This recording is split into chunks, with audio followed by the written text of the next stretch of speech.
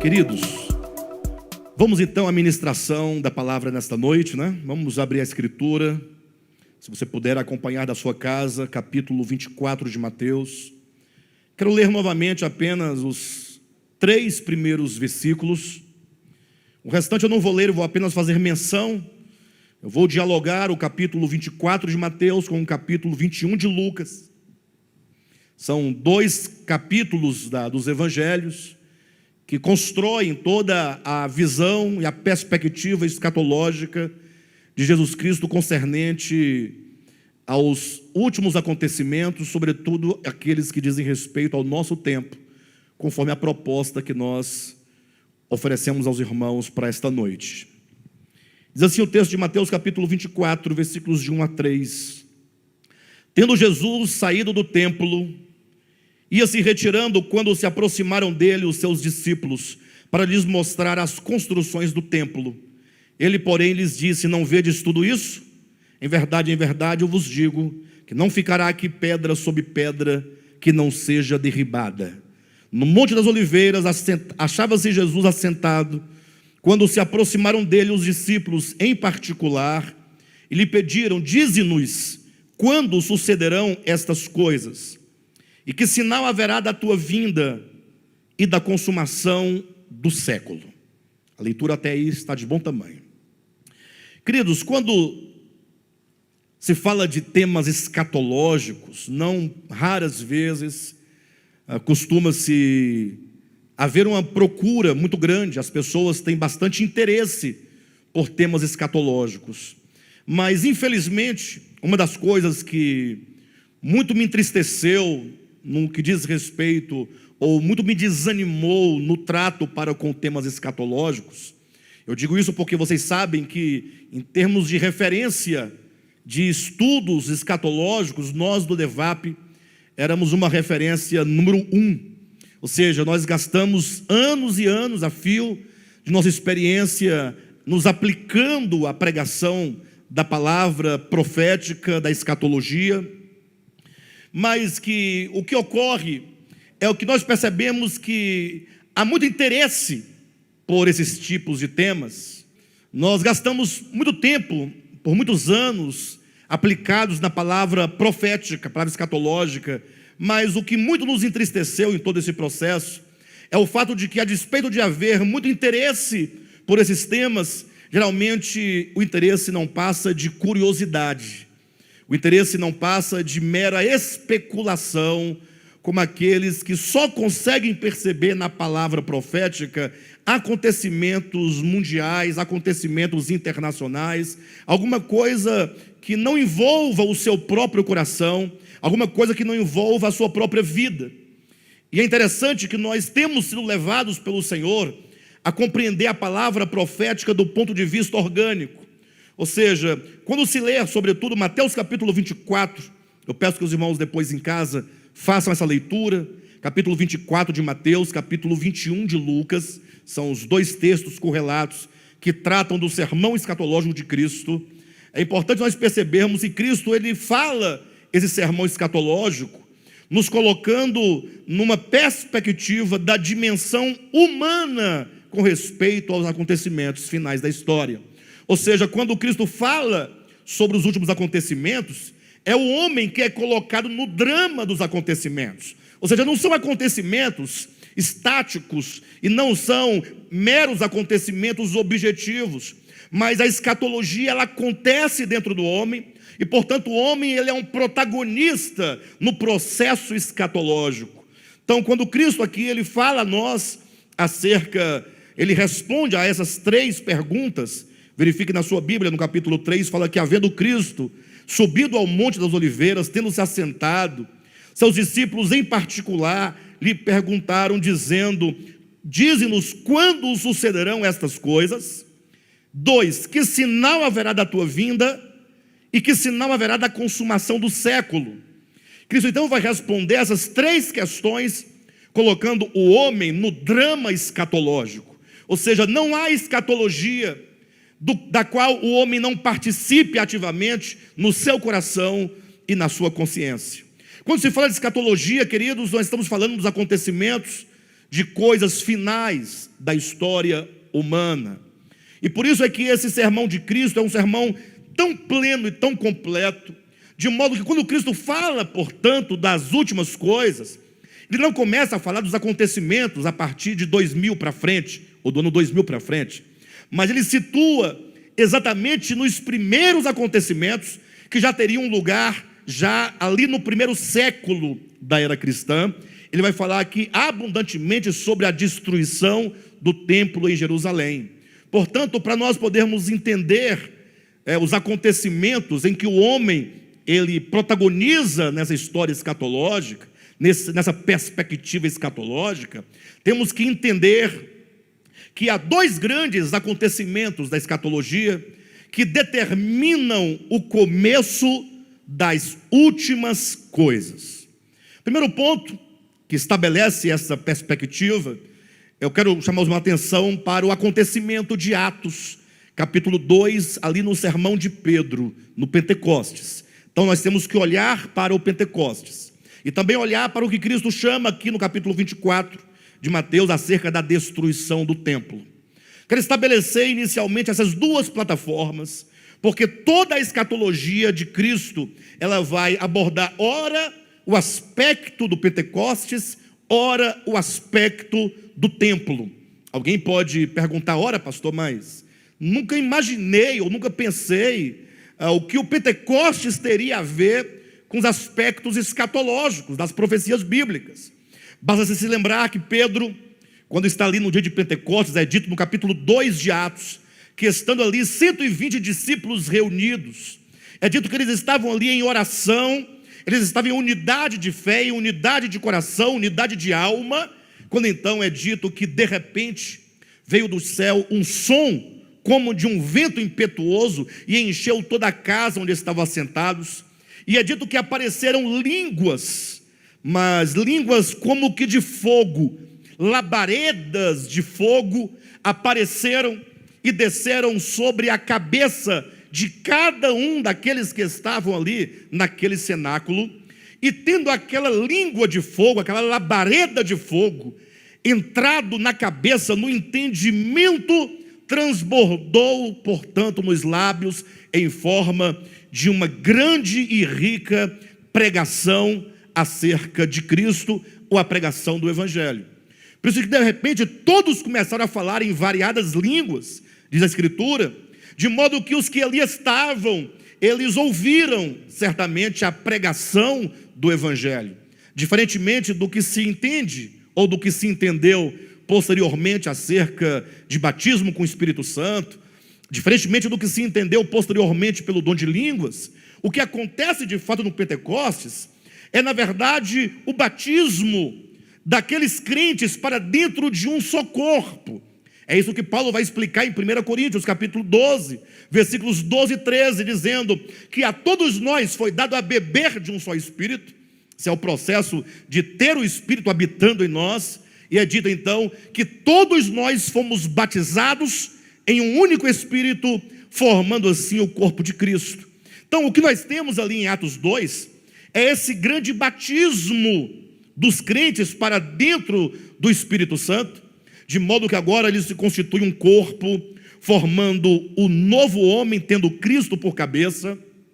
Temos ali agora um corpo de pessoas que estão cheias do Espírito para se tornarem assim testemunhas acerca de Cristo, acerca de seus ensinamentos, acerca de sua obra. A língua de fogo que desceu do entendimento transbordou dos seus lábios como a propagação do Cristo crucificado, do Cristo ressurreto, do Cristo assunto às alturas, do Cristo entronizado e, portanto, do Cristo exaltado. É certo que naquela ocasião, consta em capítulo 2 de Atos, que um grupo de pessoas ali não compreendia o que estava sendo dito. A grande maioria compreendeu claramente, porque o dom de línguas operava muito mais nos ouvidos daqueles que ouviam a mensagem. É como que o Espírito Santo circuncidasse seus ouvidos. Ali acontecia o fenômeno como que o reverso daquilo que aconteceu na Torre de Babel, de modo agora que, do contrário do que se diz hoje, que é uma grande confusão, naquele momento houve uma grande harmonia, porque é dito que todos ouviram uma única voz ali falar aos ouvidos acerca das grandezas das coisas referentes a Deus. As grandezas de Deus foram pregadas e foram anunciadas. Mas é dito que tinha um grupo menor de pessoas que, pela dureza do seu coração, pela incircuncisão dos seus ouvidos, não puderam receber a mensagem, não puderam compreender. E então logo eles disseram: ora, esses homens que aí estão falando, eles estão bêbados, eles estão embriagados. E é neste momento, portanto, que Pedro se levanta e declara: irmãos, o que aqui está acontecendo, Atos capítulo 2, versículos 14 em diante, não é que eles estão bêbados como vocês, ou alguns de vocês estão falando, haja vista que agora são apenas 9 horas da manhã, mas o que acontece aqui neste lugar é o que foi dito por intermédio do profeta Joel. 2 pontos. E aí Pedro resgata a profecia de Joel capítulo 2, versículos 28 em diante, e agora essa profecia é atualizada no contexto ali do Pentecostes, quando é dito: e acontecerá, vírgula, nos últimos dias, vírgula, que o Espírito de Deus será derramado sobre toda a carne. E aí basta até aqui para nós compreendermos algo. Pedro diz: e acontecerá nos últimos dias que Deus haveria de derramar do seu Espírito sobre toda a carne. Eu chamo a atenção de vocês para esse ponto. O que Joel diz no capítulo 2, versículo 28, que seria uma profecia a se cumprir nos últimos dias, ela tem o seu começo no Pentecostes. Atos capítulo 2, versículo 14. Ou seja, em Pentecostes, ali se inaugura o que a Escritura chama de últimos dias. Portanto, nós devemos chamar a atenção de todos vocês de que os últimos dias têm o seu começo desde a era do Pentecostes. O Pentecostes, ele inaugura os últimos dias, e como acontecimento dos últimos dias, nós temos aqui um povo, e isto é um falar profético. Nasce ali um povo corporativo, ou que seja, um homem corporativo, porque ali os santos, os crentes, os que creram no Evangelho, sendo eles batizados no Espírito Santo, eles passam a formar agora um só corpo. Nasce, portanto, ali o testemunho acerca de Cristo. Então a igreja, ela se situa exatamente dentro de um contexto profético. E até o final dessa ministração, vocês vão entender por que eu estou colocando esse corpo de Cristo, a igreja corpo de Cristo, dentro do contexto dos últimos dias, dos últimos acontecimentos. Essa é a primeira plataforma que nós vamos agora desenvolver, a plataforma positiva. Ou seja, os crentes sendo batizados no Espírito Santo para formarem um só corpo, sendo eles agora recebendo línguas como que labaredas de fogo, que descem no entendimento, que descem no juízo, e agora essas línguas transbordam nos lábios para a proclamação do Cristo de Deus na sua morte, ressurreição, ascensão, entronização e na sua exaltação. Mas há uma segunda plataforma, e essa é a que Cristo começa a falar no capítulo 24 de Mateus, é acerca do templo de Jerusalém, que seria destruído. Daqui a pouco eu vou resgatar a igreja, os irmãos vão entender onde ela vai entrar nessa nossa comunhão de hoje. Falando aqui do templo, é dito que Jesus estava saindo do templo. Imagine só que, se você observar capítulo 23, nos últimos 3 versículos do capítulo anterior, versículos 37, 38 e 39, Jesus olhando para o templo, olhando para Jerusalém, ele diz: olha, eu vos declaro que esta casa ficará deserta. Pensa comigo que palavra mais grave. Cristo aponta para o templo e diz que aquela casa que era tida e conhecida no Antigo Testamento por casa de Deus, ficaria deserta. Ora, se aquele templo do Antigo Testamento era chamado, identificado como casa de Deus, quando Jesus diz que essa casa ficaria deserta, O que isso significa? Pense, se há um habitante numa casa, vamos pensar aqui em termos simbólicos. Se Deus era o habitante daquele templo, agora imagine, se a casa fica deserta, é porque aquele que a habitava sai do templo. Essa casa, portanto, perde aquele que a habita. E, portanto, é como que Cristo dissesse, esse templo, a partir de então, ele perderá completamente o seu significado. Ou seja, o templo do Antigo Testamento só teve um significado espiritual, ainda que pedagógico, somente enquanto o Cristo de Deus não se fez carne para instaurar e estabelecer agora, em realidade, o verdadeiro templo, que é vivo, que é orgânico, que é espiritual, que é primeiramente o corpo de Jesus, e então depois todos os crentes, não é, que receberiam o Evangelho, formando assim uma grande habitação espiritual. Então Jesus está dizendo, olha, esse templo perderá completamente o seu valor, e o seu valor simbólico, o seu valor pedagógico, porque a partir de agora instaura-se um novo templo, e nesses últimos tempos a atenção deverá ser voltada para o templo vivo, o templo orgânico. Entretanto, esta é uma mensagem muito difícil de ser assimilada. Imagine que naquele tempo, no tempo do primeiro século, quanta confusão não houve, não aconteceu, uma vez que eles não podiam compreender que aquele templo de Jerusalém perderia toda a sua validade, se tornaria um templo obsoleto, uma casa vazia, uma casa deserta. Ficaria difícil de eles entenderem isso. Se hoje, nos dias atuais, é tão difícil para os crentes entenderem isso, que dirá naquele tempo para os judeus daquela época, uma vez que eles tinham grande apreço por aquele templo, porque era o maior símbolo que o povo de Israel tinha, e eles ainda tinham por casa real de Deus. Mas Cristo diz, olha, essa casa, ela ficará deserta. Mas logo os discípulos começaram a dizer, Senhor, mas o Senhor está falando sério mesmo? O Senhor não está brincando? Diz o capítulo 24, a partir do versículo 1, que saindo Jesus do templo, depois de dizer tão grandes ou graves palavras, os discípulos foram chamando Jesus, dizendo assim, Jesus, olha esta casa. Eles começaram a mostrar a Cristo as construções do templo, a beleza do templo, a riqueza do templo, talvez como quem quisesse convencer a Cristo, que Cristo voltasse atrás em suas palavras, porque aquele templo para os discípulos e para os judeus tinha tão grande significado, que eles não queriam abrir mão do templo, e como que dissesse, Senhor, olha as construções, vede como são belas essas paredes, olha só essa arquitetura, vede esta casa. Jesus, vendo que eles se apegavam com tanto afinco àquele templo, Jesus disse, olha, eis que eu vos digo que tudo isso que vocês estão vendo aqui, tudo que vocês chamam de belo, de perfeito, de maravilhoso, eu digo que não ficará aqui pedra sobre pedra que não seja derribada. Cristo, portanto, aponta agora para um acontecimento profético, que envolve a história do povo de Israel.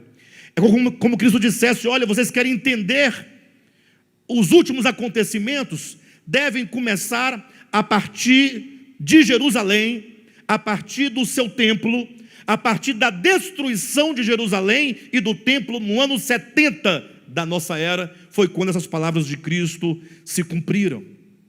Mas a profecia, ela é muito mais significativa do que a mera destruição de uma cidade e a mera destruição de um templo.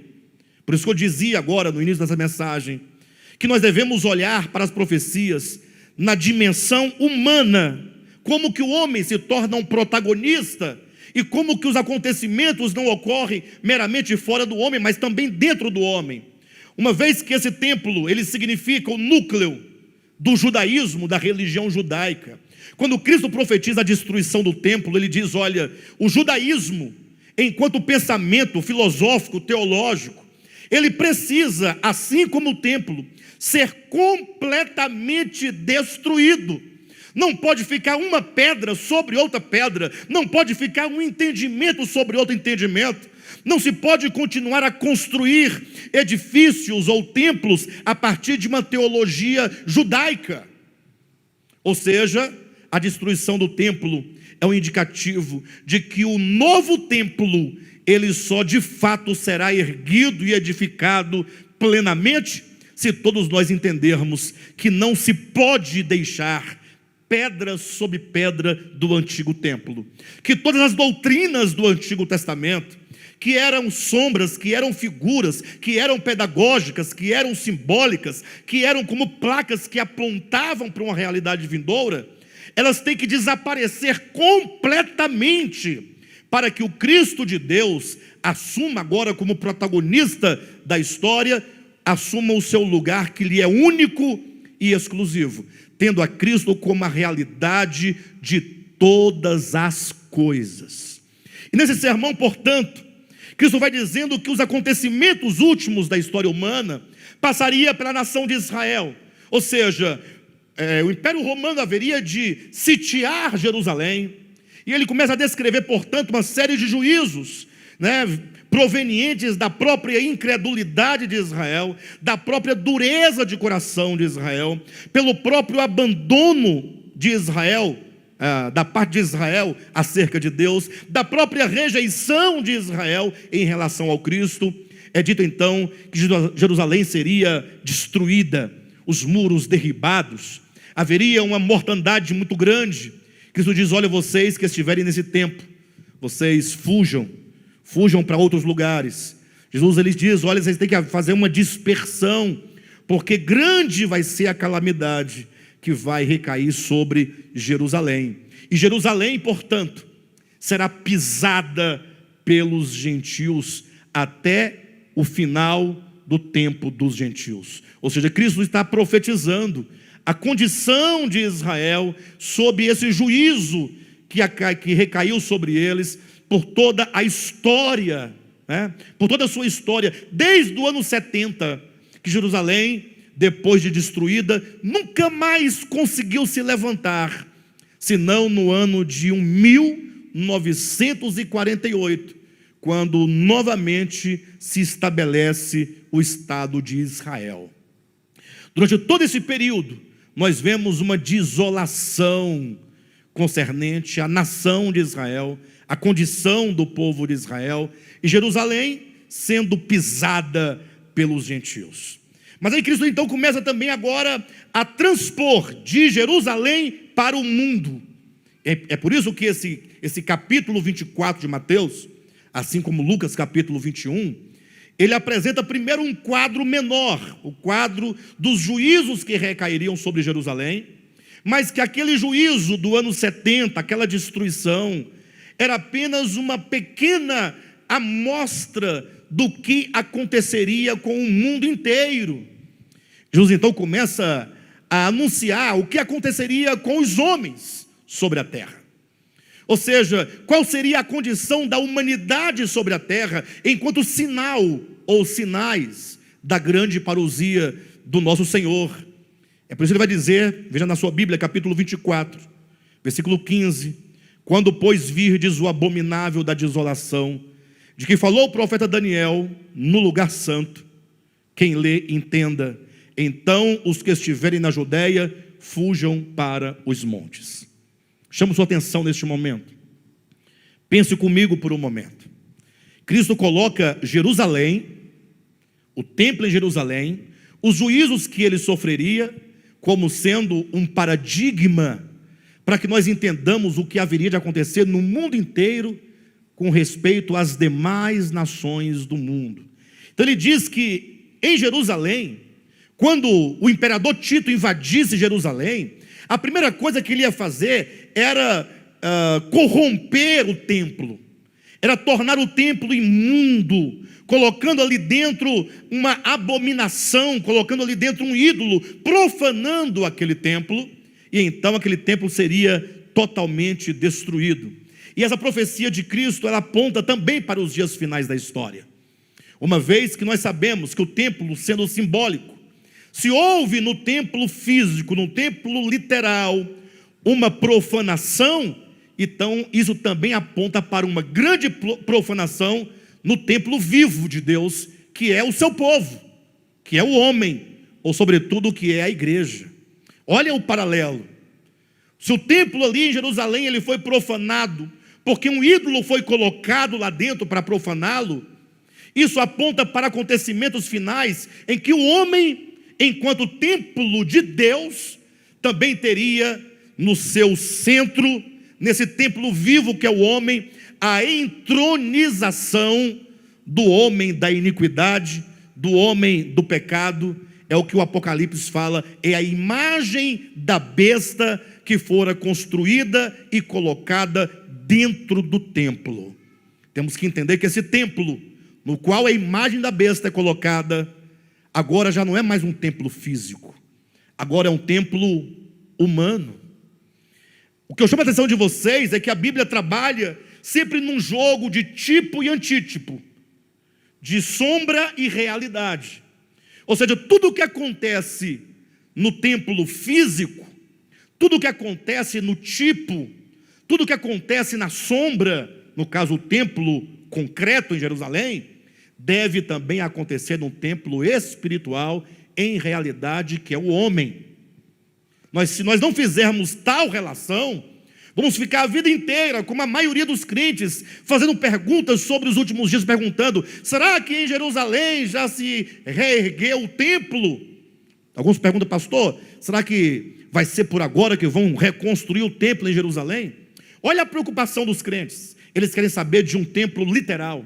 Eles não sabem que o templo literal descrito nas páginas do Antigo Testamento, que foi profanado várias vezes, inclusive foi profanado quando Daniel profetiza no ano de 165 por Antíoco Epifânio, foi profanado quando ele imolou uma porca sobre o altar de holocausto, e ele então aspergiu o sangue daquele animal em todo o templo, profanando-o. E agora Cristo diz, agora isso vai se repetir no ano 70, mas no ano 70, não somente há uma profanação desse templo, mas atenção, ele é destruído. Ele é destruído e não fica pedra sobre pedra. Esse templo agora, ali é o fim cabal do templo simbólico. Agora tudo que diz respeito ao templo de Deus, será agora o templo em realidade. O homem, o próprio homem, enquanto tenda e habitação de Deus. Temos que fazer esse jogo entre tipo e antítipo, entre sombra e realidade. É por isso que eu digo que o homem, no plano ou no eixo das profecias, ele agora vive o drama escatológico dentro de si mesmo. Ele fala: pastor, mas como pode ser isso? Basta você se lembrar dos textos de Apocalipse, capítulo 13 de Apocalipse, quando diz então que a segunda besta, que é o falso profeta, haveria de estabelecer nesse templo em realidade que é o povo de Deus, a imagem da besta. E aqui há um detalhe, poucas pessoas atentaram para o fato de que no Apocalipse não diz a estátua da besta, não diz uma escultura da besta, mas diz a imagem. Do mesmo jeito que é dito que o homem, ele é criado à imagem de Deus, e de que o homem está sendo conformado à imagem e semelhança do Filho de Deus, agora também existe um projeto da parte do inimigo, que é gerar uma imagem do anticristo dentro desse templo. Ou seja, de duas uma, ou nós seremos forjados à imagem de Deus, à imagem do Filho primogênito de Deus, ou nós seremos forjados à imagem da besta. Olha que essa besta, em Apocalipse capítulo 13, é exatamente o quarto animal das profecias de Daniel capítulo 7. Exatamente um animal descrito como uma besta feroz, mostrando o aspecto animalesco de uma alma humana que desconhece a Deus, se tornou louca na sua sabedoria, se tornou perversa, e agora esse homem é tão perverso na sua dimensão humana, espírito, alma e corpo, que ele não pode ser agora descrito como qualquer outra coisa, senão como uma coisa animalesca. É uma descrição de uma condição humana, um coração humano, uma consciência humana, uma alma humana anti-Deus, anti-Cristo. É o homem que se assenta no santuário de Deus, ostentando-se como se fosse o próprio Deus. E aqui nós vamos entrar mais propriamente no sermão escatológico de Cristo. Vocês sabem o que acontece, meus queridos, quando o homem abandona Deus? E não somente abandona, mas agora ele se assenta, se entroniza nesse santuário divino que é o homem, ostentando-se como se fosse o próprio Deus. Esse homem da iniquidade, esse homem, esse filho da perdição, que é um coração totalmente oposto àquilo que é Cristo. Quando se fala de anticristo, logo as pessoas, elas não entendem, infelizmente. Elas pensam no anticristo como sendo um homem único, isolado, que vai aparecer, que vai fazer isso e aquilo outro.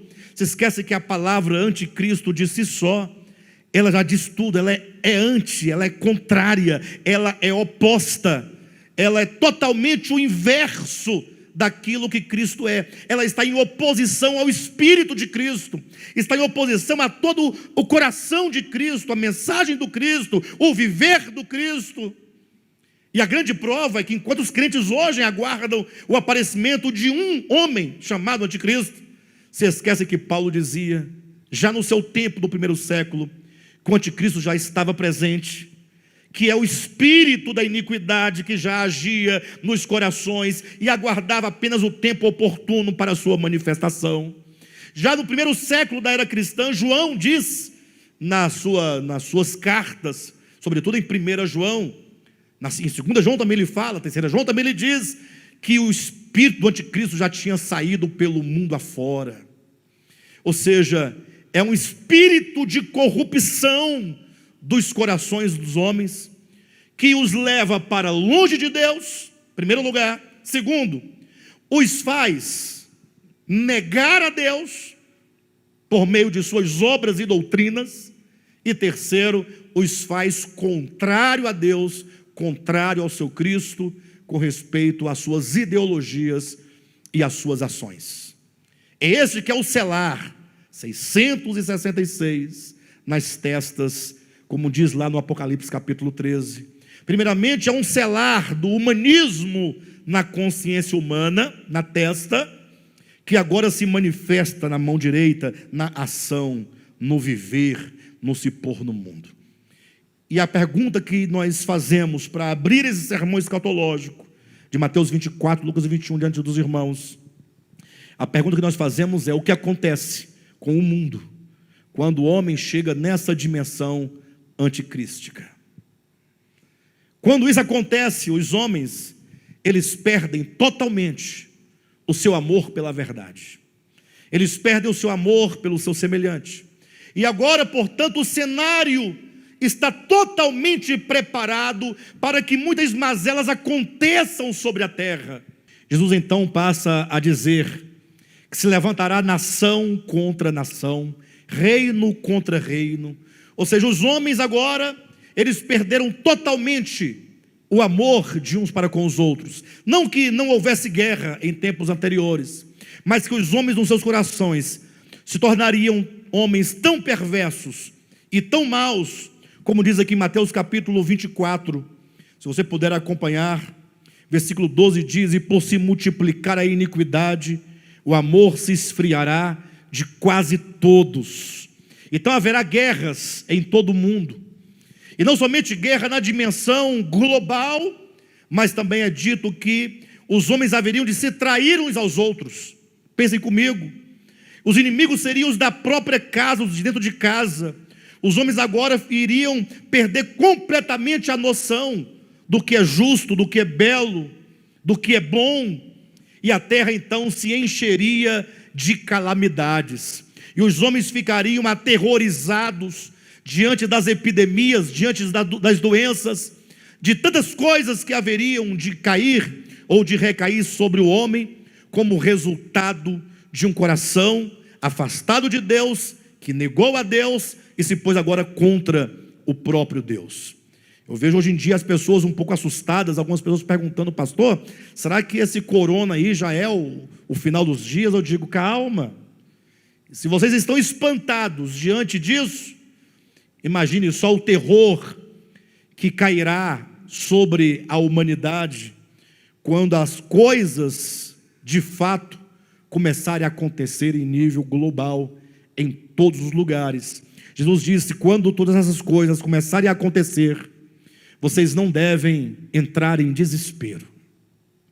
Ou seja, que os seus olhos não estejam voltados para essas coisas humanas e caídas, para esses reflexos do coração humano perverso, mas que vocês possam erguer os vossos olhos, olhar para o céu, porque a vossa redenção se aproxima. O povo de Deus, portanto, queridos, ele é chamado, ele é convocado, nesse tempo de miséria humana, de desespero humano, a voltar o seu coração e a voltar os seus olhos para Deus. Nós somos convocados a, neste momento, exultarmos de alegria, porque se essas palavras se cumprem nos nossos dias, é porque a parousia do Senhor está próxima. Mas só pode um coração se regozijar diante de um quadro tão dramático como esse, que Cristo descreve como sendo o resultado de corações animalescos, corações perversos, que já não se ama mais, não ama o outro, não ama o próximo, o amor que se esfria, os homens que se traem uns aos outros, de nação que se levanta contra nação, reino contra reino, muita miséria, muita fome. Só pode se regozijar diante de um quadro desse aquele coração que, percebendo esse quadro tão triste em que a humanidade se encontra, pode perceber que isto é apenas o sinal de que o Senhor, logo, logo, Ele se entronizará completamente nos corações daqueles que nele creem. O Senhor vai estabelecer e instaurar e manifestar o seu reino. Ou seja, somente aquele que tem essa esperança na parousia do Senhor, é que mesmo em lágrimas, pode então exultar. Então esse quadro de miséria humana, guerras, rumores de guerras, pai contra filho, filho contra pai, irmão contra irmão, esse quadro de enfermidades, de epidemias, de mortandade, esse é um quadro negativo que se instaura como sendo o ambiente resultante do coração humano que se tornou um coração anticrístico. Agora, a grande questão escatológica que eu quero trazer a vocês essa noite, e aí eu quero retomar aquela primeira plataforma que eu falava sobre a igreja batizada no Espírito Santo, testemunha de Cristo na sua morte, ressurreição, ascensão, entronização e exaltação.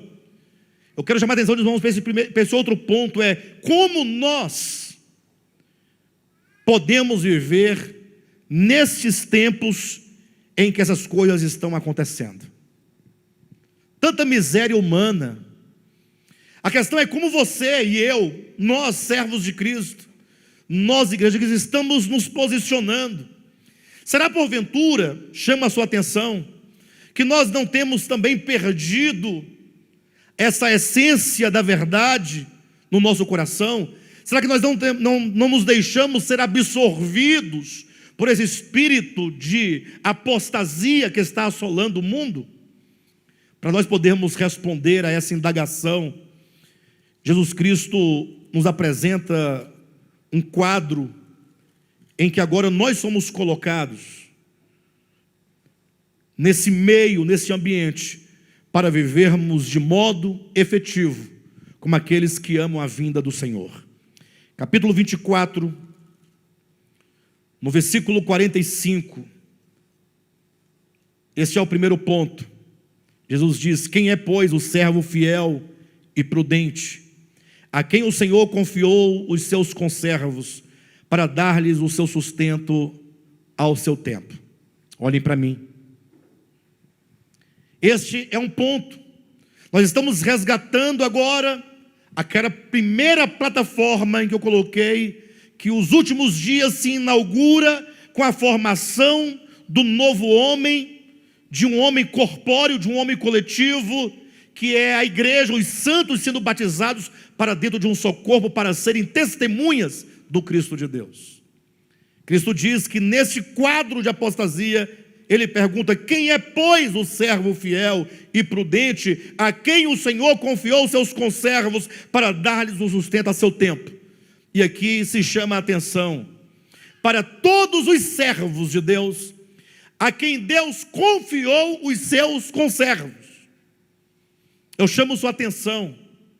Se você se entende pastor, se você se entende apóstolo, se você se entende um padre, se você se entende um pregador, um bispo, o que quer que seja, mas se você entende no seu coração que é um chamamento que a você foi confiadas vidas, se você entende que Deus colocou, ainda que seja meia dúzia de pessoas, sob um cuidado espiritual, bem, eu não posso falar de maneira geral, porque dentre tantas lideranças, o fato é que tem muitos que são joio, a esses eu não me dirijo, mas há muitos que, não sendo joio, são talvez pastores enganados, são mestres enganados, são líderes enganados.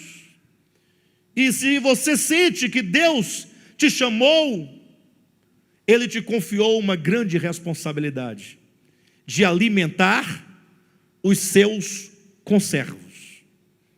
Ou seja, o Senhor Deus chama, Ele capacita.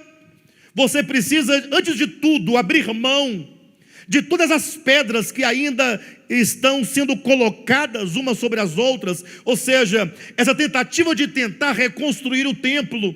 Cristo disse: olha, será derrubada todo esse templo e não ficará pedra sobre pedra. Não tente reconstruir, não tente remontar, não tente refazer todo o templo teológico e a arquitetura teológica do judaísmo, que nós abandonemos completamente qualquer coisa que não seja o Cristo de Deus. E nós, os líderes, portanto, voltemos o coração para a necessidade dos nossos conservos. Todos nós somos servos de Cristo, mas aqueles a quem Deus nos confiou são chamados aqui de nossos conservos, para que nós demos a eles o sustento ao seu tempo. O problema é que pode acontecer conosco de duas maneiras. Olhe na sua Bíblia, capítulo 24, versículo 46. Bem-aventurado aquele servo a quem o seu Senhor, quando vier, achar fazendo assim. Em verdade vos digo que ele lhe confiará todos os seus bens. Ou seja, achar fazendo assim como? Quando o Senhor, por ocasião da sua parousia, encontrar servos fiéis, que são fiéis à palavra de Deus, que são fiéis à mensagem do Cristo, que são fiéis ao Evangelho de Cristo, que não se permitiram ser corrompidos pela teologia da prosperidade, nem pelos coaches, nem pela política, nem pela avareza, nem por qualquer outra coisa que tire a pureza do Evangelho de Cristo. Esses serão chamados bem-aventurados. No 48 diz: mas se aquele servo, sendo mau, disser consigo mesmo: meu Senhor demora-se, e por esse motivo de achar que o Senhor está demorando, talvez pense até que ele não volte mais, e por isso passar a espancar os seus companheiros, e a comer e a beber com ébrios, ou seja, perder de vista o chamamento, perder de vista a verdade, perder de vista a palavra, e agora então começar a fazer da obra de Deus uma causa própria, para a sua própria embriaguez, no sentido de negar o alimento aos filhos de Deus, antes por meio de palavras fictícias. Homens cheios de ganância agora se apropriam daquilo que pertence a Deus, que é o rebanho de Deus, para extorquir, para manipular, para destruir, para enganar, porque tem outros interesses. Diz o versículo 50, virá o Senhor daquele servo em dia e hora em que ele não espera, e castigá-lo-á, lançando-lhe a sorte com os hipócritas. Ali haverá choro e ranger de dente. Quando eu disse que os eventos escatológicos, eles acontecem dentro da dimensão humana, aqui é a prova. Ou seja, quando Cristo diz que nos últimos dias haveria de haver falsos mestres, falsos cristos e falsos profetas. Ora, só se pode ser um falso profeta aquele que se apresenta numa liderança para dirigir, aquele que diz ter uma palavra profética de Deus. Só pode enganar aquele que está com a palavra. Então agora veja que os falsos mestres não é um mero sinal, porque apareceu um ali e outro acolá, mas é na existência humana, é no meio do povo de Deus, como que o engano está prosperando, e isso em razão daqueles que, achando que o Senhor demora, ou que Ele tarda, duvidando do seu retorno, eles acabam então usurpando, por motivos interesseiros, aquilo que não lhes pertence. Mas não fala somente desses servos a quem o Senhor confiou seus conservos. O sermão de Cristo também inclui os próprios conservos, a mim e a você.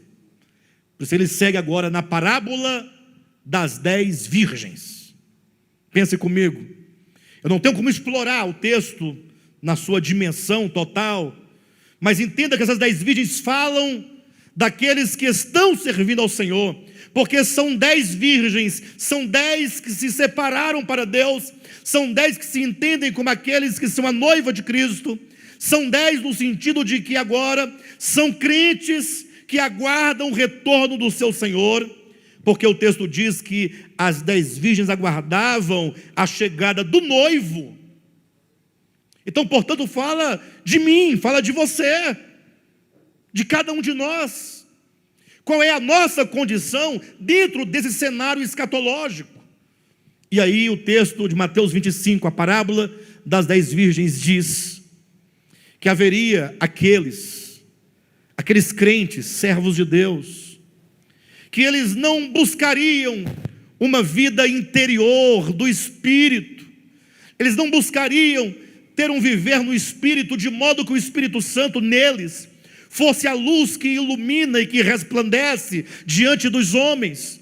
Ou seja, haveria aqueles que não viveriam por intermédio dessa força, desse vigor espiritual, que é o Espírito de Deus dentro dele, para viver por mera aparência. Onde nós vemos isso na parábola das 10 virgens?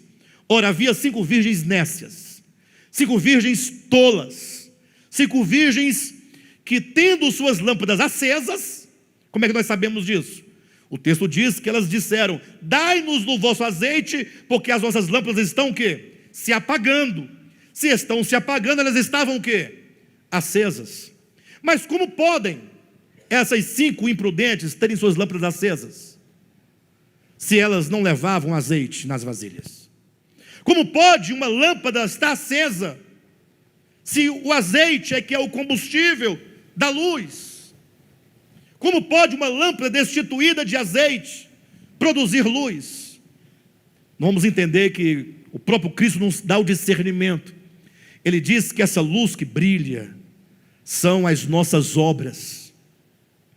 Ele diz assim: olha, não se pode colocar uma candeia debaixo da mesa, debaixo do alqueire. A lâmpada tem que ser colocada no alto, no velador. Não se pode esconder uma cidade sobre uma montanha. Ele diz assim: deste modo, portanto, fazei resplandecer a vossa luz diante dos homens, na medida em que vocês praticam as boas obras do Evangelho. Então Jesus diz que as obras boas praticadas pelos santos é a luz. Veja que há 2 tipos de luz, porque há 2 tipos de crentes. A virgem prudente, ela tem luz, ela ilumina, porque aquela iluminação, aquela luz é proveniente do azeite. É o Espírito de Deus nela que produz essa luz. Se a luz são as obras, como diz Cristo, então são obras produzidas como fruto do Espírito no interior de cada um de nós. Mas as outras virgens, embora virgens, que também tinham suas lâmpadas acesas, não tinham azeite. Como pode alguém ter luz e não ter azeite? É o mesmo que ter obras, mas não ter obras provenientes do Espírito. São obras cujo combustível não é o azeite, é o ego. É quando Cristo diz: quando vocês orarem, ou jejuarem, ou deres esmola, ou qualquer outra obra de justiça, não façais como fazem os escribas e os fariseus, porque eles fazem para serem vistos dos homens. Então, no contexto profético, Jesus está dizendo que nesses últimos dias haveria crentes que viveriam por meio do espírito interior, mas muitos viveriam pela mera aparência exterior, movidas pelos aplausos dos homens, movidos pelo elogio, movidos por qualquer coisa que alimentasse o seu próprio ego. Quero chamar a igreja em nome de Jesus a uma consciência quanto que nós precisamos voltar e retornar à prática de uma vida em Deus, por meio dele, no sentido de nós sabermos que há azeite dentro de nós, o Espírito Santo é que habita em nós, e nós somos convidados a uma dependência dele, vivemos conectados constantemente a ele, para que ele produza o fruto necessário de uma vida espiritual autêntica. Mas Mateus 25 conclui, ainda falando sobre a parábola dos talentos, e mais uma vez a dimensão humana é evocada, uma vez que a parábola dos talentos diz: olha, você, enquanto alguém que veio ao mundo, criado por Deus, você tem talentos, Deus te deu algo, seja você, onde quer que você viva, seja qual for a sua profissão, seu chamamento, o fato é que nós recebemos dons de Deus, recebemos tesouros de Deus. Um talento significa 50 quilos. Então, se você recebeu ouro, 50 quilos de ouro, ou seja, um potencial e uma riqueza. Mas esse potencial e essa riqueza serve para que você multiplique. Como é que nós multiplicamos aquilo que Deus nos deu? Não existe outra maneira, segundo o reino de Deus, segundo o Evangelho, de multiplicar, se não for compartilhando, se não for dividindo. Vocês lembram quando Cristo estava com a multidão faminta? Já era tarde, todos com fome, e não tinha alimento, e todo o dinheiro não bastava para comprar alimento para tanta gente, uma multidão de quase 15 mil pessoas, porque o texto fala de 5 mil homens, não contava-se ali nem as crianças, nem as mulheres. Então imagine você que apareceu uma criança, ou até alguém, um jovem, um rapaz, aqui ele traz consigo 5 pães e 2 peixes. Aqueles 5 pães e 2 peixes daquela criança, era o talento que ela tinha, era a riqueza que ela tinha, era o bem que ela tinha. Uma vez que ela entrega a Cristo aquela cesta, Cristo então começa a dividir, e é na divisão do pão com os outros, é que o pão se multiplica. Leia o texto com atenção da multiplicação dos pães, vocês vão observar que Cristo não orou, e o pão apareceu multiplicado. Não, Jesus começou a partir o pão, e na proporção que ele dividia, se multiplicava. Ou seja, a única maneira de nós multiplicarmos nossos bens é compartilhando, seja o que for que você recebeu de Deus. Ou seja, nós vivemos num tempo em que líderes já não alimentam mais o rebanho de Deus com a verdade. Tornaram-se loucos, perversos, achando que Cristo não vai voltar, ou que ele demora, passa a espancar os filhos de Deus, passa a usurpá-los, tirar deles aquilo que eles têm, e agora em nome da sua própria ganância, começa agora a viver como ébrio, né? Vivendo, se regalando à custa da mentira, do engano.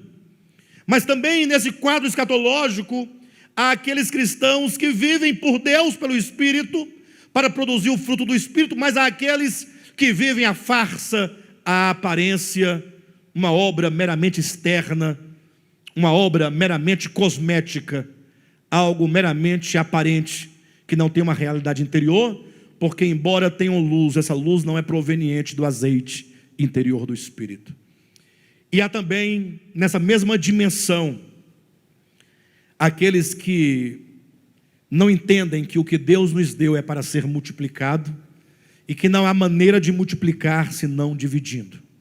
Por isso, há nesta parábola aquele que diz que ocultou o seu talento.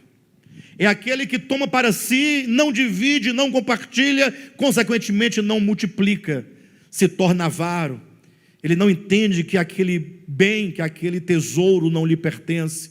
Ele não se vê como mordomo de Deus. E é por isso que o mundo está no modo como está. Por isso que o mundo está na injustiça que se encontra, porque os homens vivem cada um para si mesmos.